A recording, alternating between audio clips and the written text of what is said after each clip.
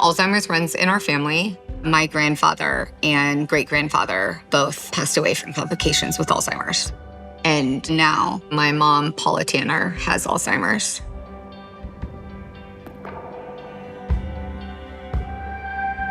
Paula, why don't you sit over here and I'm gonna make you some breakfast. It's tough. There's good days, there's bad days, there's better days, there's worse days, and you just gotta go with the hand you're dealt.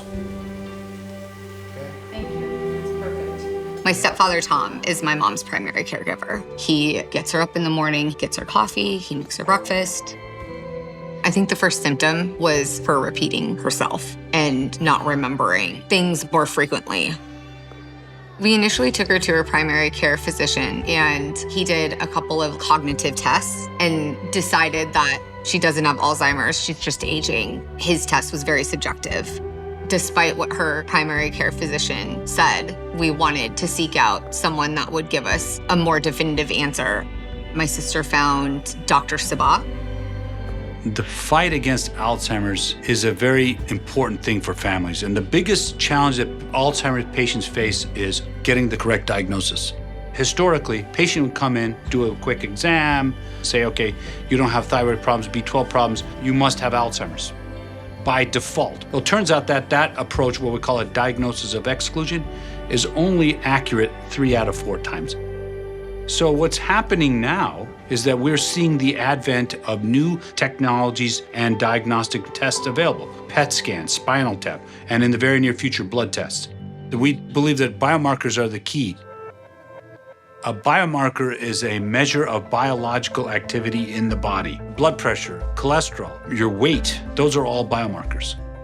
One of the exciting markers in development in this space is something called p-tau 181. This is a marker that allows you to sort healthy individuals from those with Alzheimer's. It is measured in something called a picogram, which is a trillionth of a gram.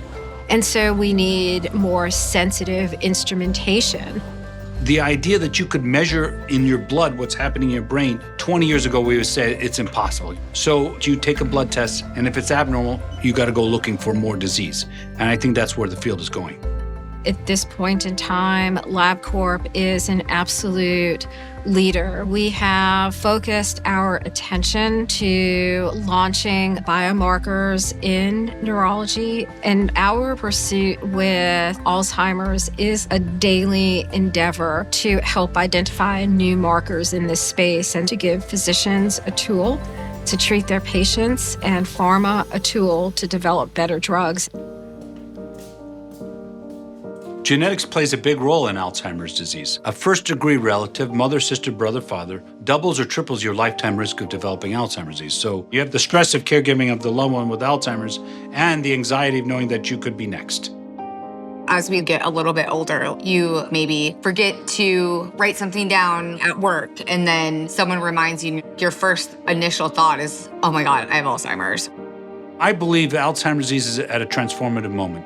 We are now being able to identify people at risk, even when they don't have symptoms of memory loss. And when they have the biomarkers present, that means we're trying to intervene before the onset of symptoms, and that's been very, very exciting. We believe very strongly that an early diagnosis can change a patient's trajectory. Labcorp is on a mission to improve the lives of Alzheimer's patients and their caregivers. We really try to live with that hope and that faith that the issues that we faced with our grandfather and our mother are not going to be the same issues that we face. And I think that it's important to believe that there's a different path in the future.